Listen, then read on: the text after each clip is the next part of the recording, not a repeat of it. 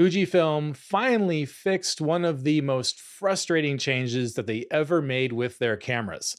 The film simulation dial on the X-E5 brings back a lot of the creative fun that brought many of us to the Fujifilm system in the first place, without a lot of the headaches that we would encounter later.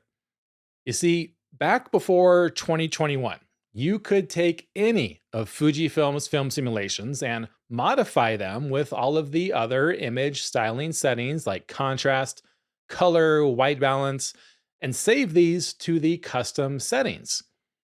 No matter what you were photographing, you could change the visual styling of those photographs in order to tell the story that you were trying to tell.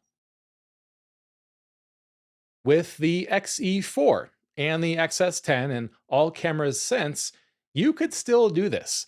But there was one big problem. Changing between film recipes also changed your focus and shooting settings. Because the new way custom settings were structured, you were required to tie focus and shooting settings to a visual style, a film recipe. Some cameras even required you to save exposure settings to a film recipe, an exposure mode, an aperture value. Those all had to be associated with a particular visual style that you were trying to save with the camera.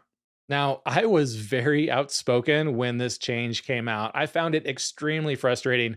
Sure, now the cameras operated like other camera brands, like Nikon and Sony, whose user settings or custom settings were saved in the same manner.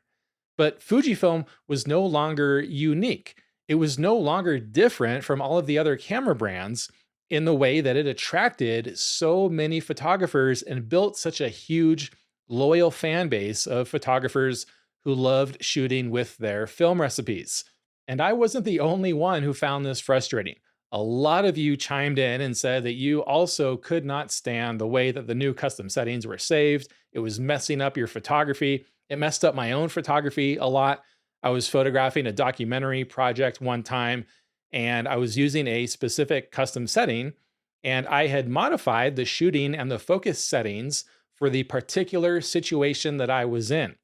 However, I decided that a different visual style would better tell this story, and so I switched over to a different custom setting, a different visual style, and now all of a sudden, all of my shooting settings and focus settings were changed to what was saved with that film recipe. And I lost a few minutes here trying to go back and fix all of the different shooting and focus settings to get it back to where I was prior to making that change. And that happened to me and a lot of other photographers quite a bit. So the X-T50 and the XM5, they came out with this film simulation dial. You could switch film simulations on the fly just by rotating a dial. There were 3 custom slots to program additional film simulations because you couldn't fit them all on one dial, but you still could not save custom film recipes. And this was a huge missed opportunity for Fujifilm to make things right with all of the photographers who were squawking about how they could no longer just use film recipes anymore. Well, the X-E5, the way they re-engineered this dial, finally did take one step in that direction.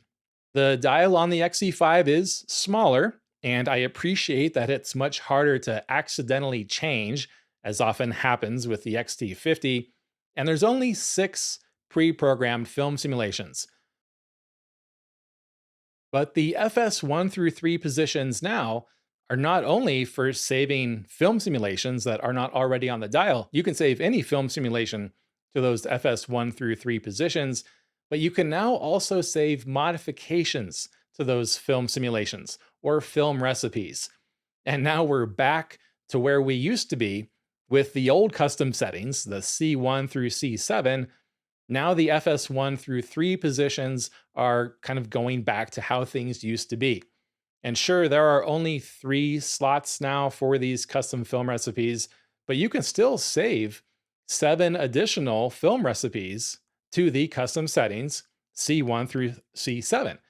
And yes, you do have to save particular shooting settings and focus settings along with those film recipes in C1 through C7, But if that doesn't bother you too much, you now actually have 10 film recipes that you can save to the X-E5. And you'll see in a few minutes how this can actually give you a ton of flexibility. But first, let's take a look at how to program the film simulation dial in the X-E5. You'll find the film simulation dial setting menu in the image quality setting menu. First, let's quickly mention the acros position. This allows you to choose a color filter for the acros pre-programmed position on that dial. If you want to use a red, green, or yellow filter, you can set that here. And now when you rotate your film simulation dial to acros, it'll be used with that filter. In the FS1, 2, and 3 positions, go in here and pick a base film simulation. It could be one that's already programmed to the dial if you want to further customize that, or a film simulation completely new that's not on the dial. Then to customize those further, you go to FS Recipe and choose On. Then you go through all of the settings to further refine that film recipe, just like you used to do with the old way of saving custom settings.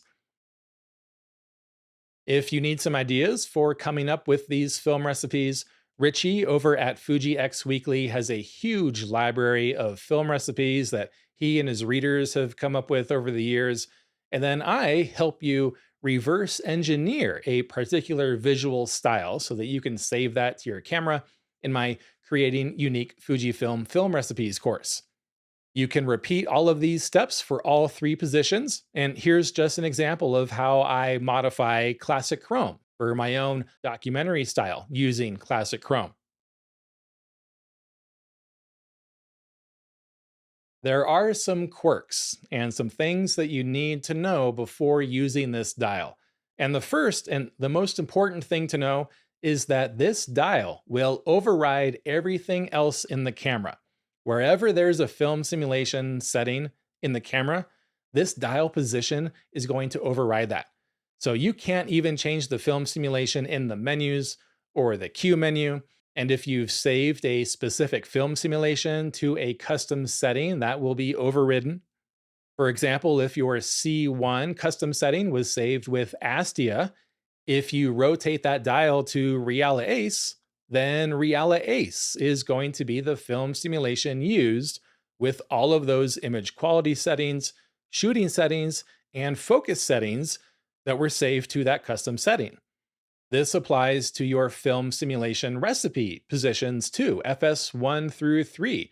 You could rotate that dial to your custom recipes, and then those custom recipes are going to be used with the shooting and focus settings that were saved to any of the C1 through C7 positions.